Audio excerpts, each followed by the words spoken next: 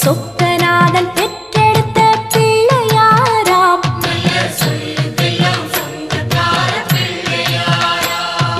கைலாய மலைய விட்டு தெற்கே வந்தாராம். இந்த பிள்ளையாரு பட்டி கண்டு இருந்து விட்டாராம்.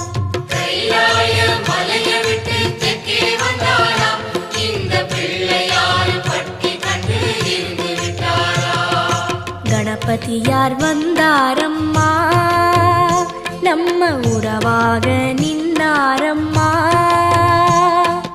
கணபதியார் வந்தாரம்மா, நம்ம உறவாக நின்னாரம்மா. சொக்க